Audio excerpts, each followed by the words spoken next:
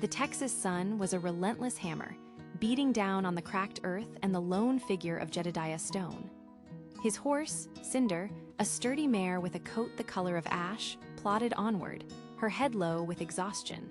Dust Devil Gulch was still a half-day's ride, and their water was nearly gone. Jed's throat was a desert in its own right, and the worn leather of his saddle groaned with every weary step. He scanned the horizon, a monotonous line of shimmering heat and sparse, thorny mesquite. It was then he saw it, a flicker of movement behind a cluster of sun-bleached rocks. Not a coyote or a jackrabbit, it was too deliberate. Jed's hand instinctively went to the Colt peacemaker at his hip, its worn wooden grip a familiar comfort. He drew Cinder to a halt, his eyes narrowing. "Come on out," he called, his voice a dry rasp. "Ain't gonna hurt ya." Slowly, a boy emerged. He couldn't have been more than 12, a scarecrow of a child with clothes in tatters and a face smudged with dirt and fear. His eyes, wide and haunted, were fixed on Jed's revolver. Jed softened his posture, dismounting slowly and holding up his canteen. "You look like you could use this more than me." The boy, Leo, snatched the canteen and drank greedily, water spilling down his chin. Between gasps, his story tumbled out, a broken tale of a wagon train, bandits in the night, and his parents gone. He'd been running for 3 days, living on nothing but terror. Jed looked at the boy, then at the vast, unforgiving landscape. Without a weapon, the child was a walking ghost. A profound, gut-wrenching decision settled upon him. He unbuckled his gun belt, the weight of the Colt suddenly feeling immense. "This is for protection," Jed said, his voice low and serious as he handed the entire rig to the stunned boy. "For hunting food, not for finding trouble. You understand?" He took off his own wide-brimmed hat and placed it on the boy's head. "And this, the sun shows no mercy." Leo, clutching the weapon that was half his size, simply nodded, his eyes welling with a mix of gratitude and shock, before turning and trudging toward the horizon. The sun was a merciless hammer by the time the ramshackle outline of Dust Devil Gulch appeared through the heat haze. Jed's throat was a desert in itself, and every step his horse, Clementine, took sent a puff of fine, alkaline dust into the air.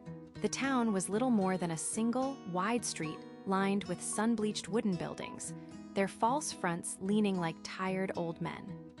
As he rode in, he felt a dozen pairs of eyes on him from the shadows of porches and alleyways. The absence of the Colt on his hip felt like a missing limb, a vulnerability that screamed to anyone who cared to look. He dismounted in front of the saloon, the Thirsty Cactus, its swinging doors groaning in the hot breeze. Inside, the air was thick with the smell of stale whiskey, sweat, and suspicion. A few grim-faced men sat at tables, their conversations dying as he entered. Jed walked to the bar, his boots echoing on the worn floorboards. "Whiskey," he rasped to the burly bartender, who slid a dusty glass toward him without a word. As he sipped the fiery liquid, he caught snippets of conversation. 2 ranchers at a corner table were speaking in low, urgent tones about a raid on the Miller homestead, just a day's ride north. "Clean them out," one said. "Sheriff ain't found a single track." A chill, unrelated to the whiskey, ran down Jed's spine. He thought of Leo, of the boy's haunted eyes, and the heavy Colt revolver now in his small hands. Was it just a coincidence? The thought was a venomous seed planted in his weary mind. Just then, the saloon doors swung open again, and a man with a tarnished silver star pinned to his vest stepped inside. His eyes, cold and sharp as flint, immediately found Jed. This was Sheriff Brody. He sauntered over, his hand resting on his own holstered pistol. "Stranger," Brody's voice was gravel, "you ride in here looking like you've seen a ghost and not a gun to your name. In these parts, that makes a man either a fool or a liar. Which one are you?" Jed met his gaze, the weight of his decision pressing down on him. "Just thirsty," he replied, his voice steady despite the unease churning in his gut. The sheriff grunted, unconvinced, but moved on, leaving Jed alone with his drink and the growing fear that his act of kindness might have been a grave mistake. The whiskey did little to warm the chill that had settled deep in Jedediah's bones. Every creak of the saloon floorboards, every hushed conversation, felt like an accusation. He nursed the glass, watching the amber liquid swirl as the sun bled out of the sky, leaving Dust Devil Gulch cloaked in an anxious, palpable darkness. The low murmur of the patrons was suddenly cut short by a sound from the street. The steady, determined clip-clop of a single horse approaching not with haste, but with an unnerving deliberateness. The batwing doors swung open with a groan, silencing the room completely. Framed in the doorway against the deep indigo of the night was a small figure on a weary-looking mare. For a heart-stopping moment, nobody moved. Then the figure urged the horse forward into the flickering lantern light. It was a boy. It was Leo. He sat atop the horse, looking impossibly small, dwarfed by Jedediah's own weathered hat, which was pulled down low, shadowing his face. Tucked into the waistband of his trousers, the worn wooden grip of the Colt revolver was unmistakable. A collective gasp rippled through the room. A rancher in the corner knocked over his chair, scrambling to his feet. "It's a scout," he hissed. "One of the gang." The air crackled with tension. Sheriff Brody, who had been observing from the bar, moved with startling speed. His own pistol was out of its holster in a flash, the hammer clicking back with a sound like a death sentence. "Hold it right there, boy." Brody's voice was cold iron. "Get your hands up." Slow, Leo didn't move. He just sat there, his small hands gripping the reins. Fear, or perhaps defiance, held him frozen. Jedediah's heart hammered against his ribs. He saw the terror in the town's eyes, the cold certainty in Brody's. He saw his act of mercy twisting into a noose around his own neck. As Brody took a step toward the boy, Jedediah pushed himself away from the wall. His chair scraped loudly on the wooden floor. Every eye in the saloon swiveled to him. "Sheriff, wait," he said, his voice raspy. He moved forward, placing himself in the open space between the lawman and the boy. "He's not a threat." Brody's eyes narrowed, his pistol unwavering. "And how would you know that, stranger?" Jedediah swallowed, the taste of cheap whiskey and fear thick in his throat. He looked from the sheriff's hard face to the small boy on the horse. "Because that's my hat he's wearing," he admitted, the words hanging heavy in the charged air. "And that's my gun." The saloon was a tinderbox, and Jedediah's confession was the spark. Sheriff Brody's eyes, hard as granite, flicked from Jedediah to the boy and back again. His grip on his own revolver didn't loosen. "You're telling me that's your gun?" Brody's voice was low, dangerous. "That you willingly handed a firearm to a child in the middle of the desert, in times like these?" "He was starving, Sheriff. Said his family was gone," Jedediah explained, his voice steady despite the adrenaline coursing through him. He didn't remove his hand from Brody's arm. "He needed it more than I did." A murmur of disbelief rippled through the onlookers. A fool or an accomplice, those were the only options. "He's a scout for them bandits, is what he is." Someone shouted from the back. The accusation hung in the air, thick and suffocating. All eyes turned to Leo, who stood frozen, the heavy Colt looking absurdly large in his small hand. Tears welled in his eyes, his lower lip trembling. The tough facade he'd tried to build in the wilderness crumbled into the fear of a lost child. "No," Leo's voice was barely a whisper, a fragile sound in the tense silence. Everyone strained to hear. "No, I'm not." He looked past the sheriff, his gaze locking onto Jedediah, the only anchor in his storm. I was scared. Alone, he took a shaky breath. "I followed your horse's tracks. I didn't know where else to go." He then raised a trembling finger, pointing back toward the darkness outside. "I saw it," he choked out. "A fire. Up on Black Creek Ridge. It's them. The men who took my pa, I saw them." The saloon went dead quiet. Black Creek Ridge was less than 2 miles away. The threat was no longer a vague rumor, it was a campfire on the horizon. Sheriff Brody slowly, reluctantly, lowered his pistol, but his glare never left Jedediah. He motioned to 2 men near the door. "Caleb, Marcus, saddle up. Ride out to the ridge, but be damn careful. Don't be seen." He then jabbed a thumb at Jedediah and Leo. "As for you two," he growled, "you're not going anywhere. You'll wait in my office until I figure out if you brought us a warning or a death sentence." The sheriff's office was a cage of suffocating silence, broken only by the rhythmic tick of a wall clock and Sheriff Brody's heavy boots pacing the wooden floor. Leo sat huddled on a small stool in the corner, the oversized hat now resting in his lap, his small frame trembling. Jedediah sat on a bench opposite him, his posture calm but his eyes fixed on the boy, a deep line of concern etched between his brows. "You did the right thing, son," Jedediah said softly, his voice cutting through the tension. "Coming here, warning these folks." Leo looked up, his eyes wide and slick with unshed tears. They had a leader," he whispered, his voice cracking. "A big man with a scar across his left eye. They weren't just taking things, mister. They were laughing while they did it." Brody stopped pacing. He'd heard the boy's words. He glanced from Leo's genuine terror to Jedediah's steady, weary expression. This wasn't the behavior of a bandit's accomplice. It was the look of a man trying to shield a child from a harsh truth. A sliver of doubt chipped away at the sheriff's certainty. Suddenly, the office door flew open, and two dusty deputies burst in, their faces pale and their chests heaving. "Sheriff!"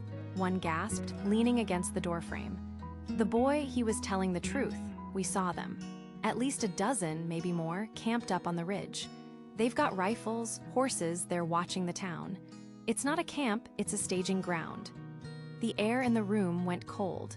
The abstract danger had become a concrete, imminent threat. Brody's face hardened, his pragmatism wrestling with his pride.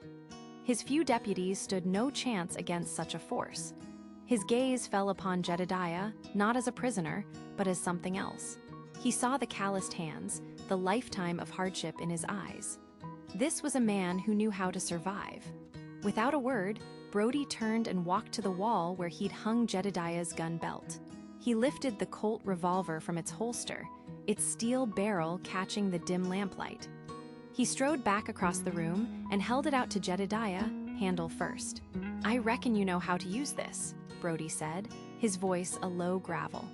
"The town's going to need every man it can get." The weight of the Colt in Jedediah's hand was a familiar comfort in a world suddenly thrown off its axis. The metallic chill was a stark contrast to the heated tension in the small office. Brody didn't waste a second. He unrolled a crude, hand-drawn map of Dust Devil Gulch on his desk, the paper yellowed and creased. "They'll come down from the ridge, likely aiming for the main street to hit the saloon and my office first," he stated, his voice a low growl of grim determination. Jedediah leaned over the map, his trail-worn finger tracing a path. "They won't expect resistance from the livery. It offers a clear line of sight to the main street's flank. If we can get a few riflemen on that hayloft, we can catch them in a crossfire." Brody nodded, his initial suspicion replaced by a grudging respect. "Miller and the Johnson boys are good shots. I'll put them there." The two men, a lawman and a drifter, worked with an unexpected synergy, their shared purpose erasing the lines that had divided them moments before. They strode out into the street, where fear hung in the air like dust. Brody climbed onto a water trough, his voice booming across the anxious faces turned towards him. "You heard the boy. There are riders coming. We can run and let 'em take everything, or we can make our stand right here."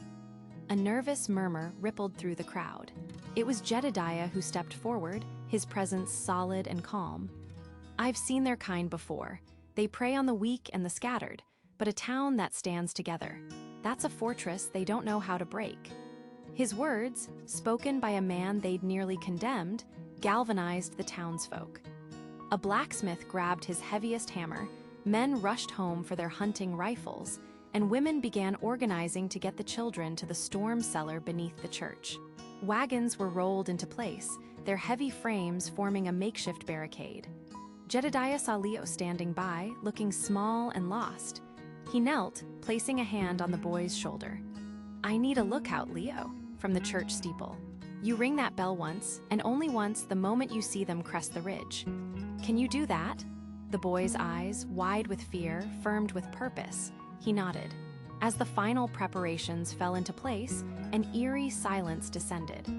The defenders took their positions, grips tight on their weapons, their gazes fixed on the dark, menacing ridge line under the pale moonlight.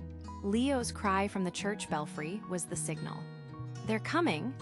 The thunder of hooves echoed as the bandits descended upon Dust Devil Gulch, their whoops of anticipation quickly turning to cries of pain.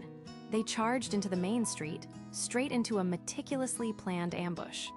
From the saloon balcony, Jedediah and Sheriff Brody fired in perfect concert. Jedediah's Colt, a familiar weight in his palm, found its mark with deadly precision. "General store on the right," Brody yelled, his rifle cracking in the twilight. Return fire erupted from barricaded windows, a symphony of defiance that tore through the raiders' ranks. The townspeople, once frozen in fear, fought with the ferocity of those defending their homes. The bandits, caught in a blistering crossfire, fell into disarray. Their leader, a hulking man with a weathered face, roared in frustration and spurred his horse in a desperate charge toward the sheriff's office. Brody aimed, but his rifle clicked empty. The bandit raised his pistol, a triumphant sneer on his face. In that split second, 2 shots from Jedediah's Colt echoed. The leader slumped from his saddle, his attack ending just feet from the door. Seeing him fall, the remaining bandits broke, scattering back into the desert from which they came. As the first light of dawn painted the sky, a profound quiet settled over the town. The air was thick with the smell of gunpowder and relief. Brody walked over to Jedediah, his hand extended. "This town owes you, Stone." "I owe you." Jedediah shook his hand, his gaze landing on Leo, who was helping the town doctor. The boy caught his eye and gave a small, weary smile. He was no longer just a scared child, he was a hero. "I was just keeping a promise," Jedediah said quietly. "Stay," Brody offered. "Be my deputy, you belong here." Jedediah looked from the sheriff to the boy. He walked over, picked up his hat from a dusty crate, and placed it not on his own head, but gently on Leo's. "I think you're right, Sheriff," Jedediah said, a genuine smile finally reaching his eyes. "I think we both do."